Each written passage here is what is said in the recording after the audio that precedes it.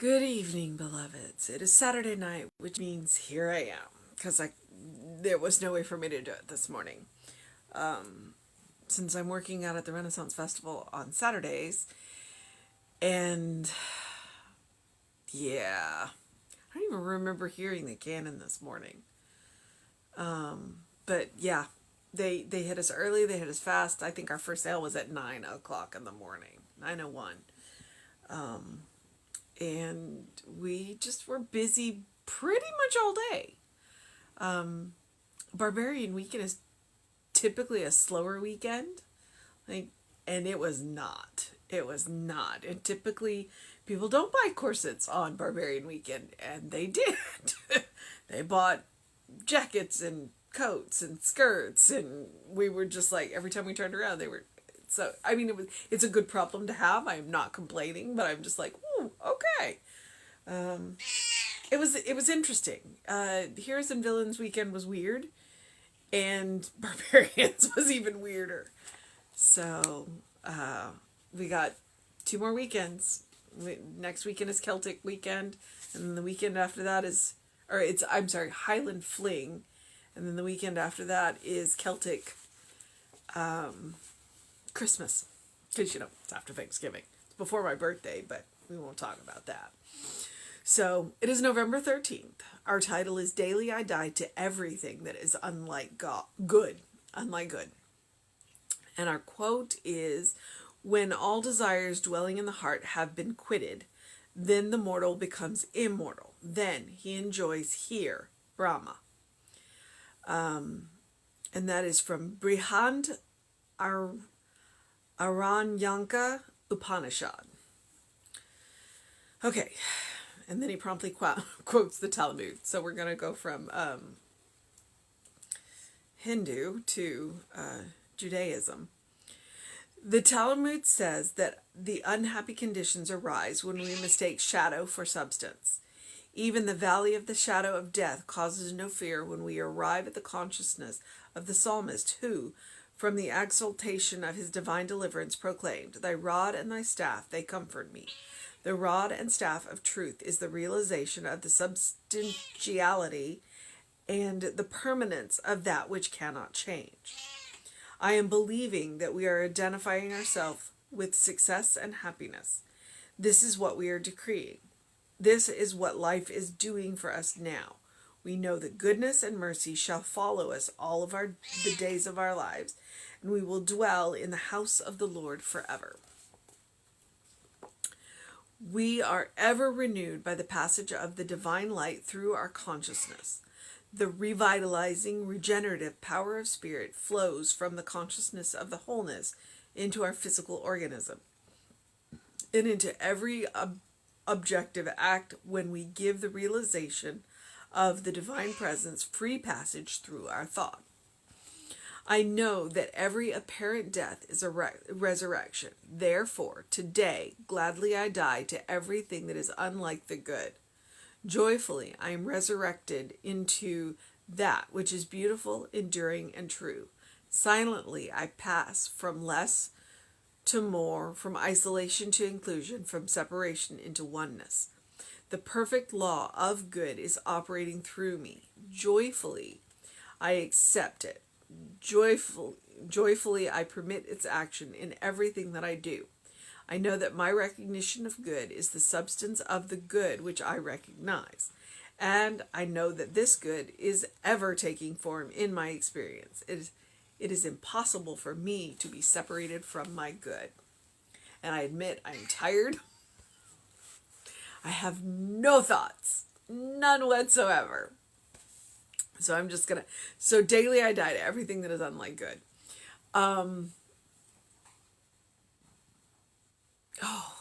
And there was a thought, and then it's gone.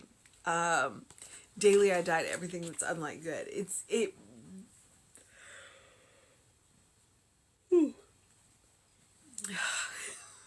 I've had a couple of late nights and early mornings, so this is not helping. It is about shedding anything from our consciousness that is not good. It is about working on the trend of our thought. It is about making sure that we are focused on the good, that we are focused on the righteous, we are focused on spirit. And anything that's not just needs, we need to let it go. We need to let it go. So from the Upanishad, when all desires dwelling in the heart have been quitted, then the mortal becomes immortal, because we have let go of anything that is not God. Anything that is not God. Our consciousness is focused on God, or spirit, or good, or whatever word you want to use. So, the Talmud says that unhappy conditions arise when we mistake shadow for substance. One of the things that Science Mind talks about is when we have conditions, non-preferred conditions, that what we want to focus on is the reality behind the conditions. We want to think about that place where nothing has been ever been wrong. Not focus on the condition, because we don't want to feed our energy to the condition. We want to feed our energy to the reality behind it, the perfection behind it, the wholeness behind it, the good that is on the other side of the condition. It's like the condition is between us, and so it's like, no, don't give any of your energy to the condition. Even the valley of the shadow of death causes no fear when we arrive at the consciousness of the psalmist who, from the exaltation of his divine deliverance, proclaimed, quote, "Thy rod and thy staff, they comfort me." The rod and staff of truth is the realization of this, and it's too late at night for me to be using these words, substantiality and the permanence of that which cannot change. Because God is unchanging. We are an infinite variety, but God, the core of us, the center of us, the spark of us, that doesn't change. The qualities of God don't change. I am believing that we are identifying ourselves with success and happiness, because that's what we want to focus on. We want to focus on the good. And anything that is not that, we want to let it go. We don't want to feed it any energy at all from our attention. This is what we are decreeing. This is what life is doing for us now. We know that goodness and mercy shall follow us all of our days, and we will dwell in the house of the Lord forever. Unattributed quote, but it's part of the Bible. It's a Bible quote.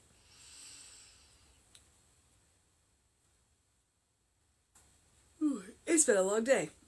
I'm going to go to bed right after I finish this. That is going to be my loving, kind, and compassionate thing for myself. I'm going to take a big drink of water and go to bed. We are ever renewed by the passage of the divine light through our consciousness. Ever renewed, meaning we can be renewed every time we focus on the divine. Every time we focus on the good. Every time we focus on the spark. Every time we focus on spirit. We are renewed. We are absolutely renewed. So the revitalizing, regenerative power flows from the consciousness of wholeness into our physical organism.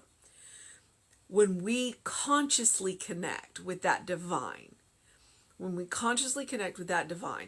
it naturally heals. It naturally heals, because it sorts us. It's like, oh, this is what we're focused on. This is where our energy is going. This is where our attention is.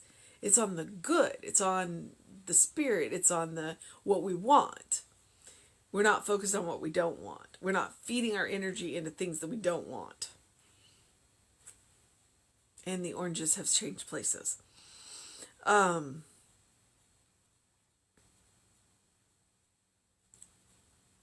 Okay. And into every objective act when we give the realization of the divine presence free passage through our thought. So it's like whatever we're working on, whatever it is that we're working on, if we allow that inspiration, if we know, okay, God is here and God is acting through me, and I am consciously connecting to that flow. Then can you imagine what we can do? All of the amazing things that we can do when we consciously connect to the flow. Free passage through our thoughts. I know that every apparent death is a resurrection. I'm too tired at night to deal with this. Therefore, today I gladly die to everything that is unlike the good. Because according to Ernest Holmes, there is no death. There is simply transformation. We are transforming into something. We don't know what. So why not start your conscious transformation in this world by letting go of all of the things that aren't serving you? Joyfully I am resurrected into that which is beautiful, enduring, and true. Silently I pass from less to more, from isolation to inclusion, from separation into oneness. The perfect law of good is operating through me, and it's always operating through us. The idea is to consciously connect with it and to accept guidance to get us closer to what we want faster. Joyfully I accept it. Joyfully I permit its action in everything I do, and that's super important. It's like we can know about the law, we can use the law, but we got to be willing to accept what is going on and participate in the process. Right, Gabby? You got to participate in the process. I know that my recognition of good is the substance of the good which I recognize. Read that a couple of times. And I know that this good is ever taking form in my experience. As Emma says, look for the good and praise it. That's what's happening in your experience. And when you start looking for it, you start seeing more of it. And things just get better. It is impossible for me to be separated from my good. It is impossible for you to be separated from your good because it is coming through you. God can do for you what God can do through you. That doesn't mean that your good doesn't come through other people. It just means that you will be guided to the right people at the right time for that good to manifest. Okay? That's how it comes to you through you. Sometimes we are the answer to each other's prayers. All right, beloveds. I did hear the mission. So if you're watching this at a later date and want to know what the mission for today is, even though I'm doing it at, almost 11 o'clock at night, is that we give the realization of the divine presence free passage through our thoughts. What? That's the mission. Should we choose to accept it? Give the divine presence free passage through our thoughts. Meaning open up. Open up to the divine. Open up to the inspiration. Open up to the amazing. Open up to the awe. Open up to the beauty of life. To the creativity of life. To the qualities of God. Open up to those. Allow them to flow freely through you. I got through substantiality and can't say freely. Go figure. All right, beloveds. Like I said, I'm about to go do a loving, kind, and compassionate thing for myself called go to bed. I encourage you to do a loving, kind, and compassionate thing for yourself every day. I encourage it every day because I want it to become a permanent habit. I want it to become a default habit because practice makes permanent. It absolutely does. I would like a loving reaction, a kind reaction, a compassionate reaction to anything going on in your life to be your first response for yourself. I would like you to have a bank of that so that when you run into situations and you need to take a minute and look at those situations and look through the conditions to the reality beyond them, you have this bank of love, of kindness, of compassion that you've practiced on yourself. To see you through that. It also means that when you meet people who need a little extra loving, kind, and compassion, you have some to share. All right.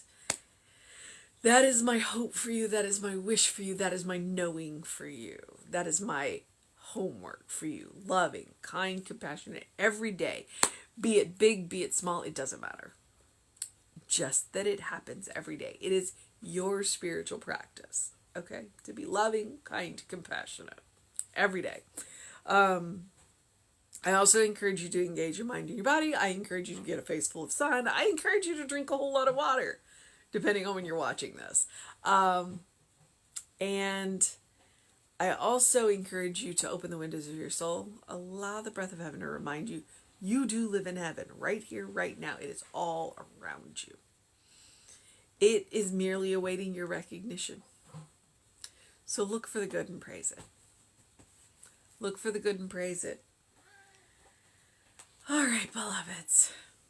I have just been called. Foster has come in and said, it is bedtime. Come to bed. All right, beloveds. We will have an amazing service for you at 11. I will be with you, be on here at 11 a.m. tomorrow. I mean, yeah, I'll be here at 11 a.m. too. I'll be on at 9 a.m. for the usual 365 Days of Virtual Living, and then I will see you again at 11. And then Reverend David should see you around 5 p.m. So whatever else you're doing, have a great day, a good day, an amazing day, a fantastic day, a wonderful day. A good day. And if that's too much pressure, simply have a day. But whatever else you do, know that you are loved. Always. Always. And that nothing can get between you and your good. Because nothing can get between you and God. Ever. All right, beloveds. I will see you tomorrow. Have a good night. And sleep well.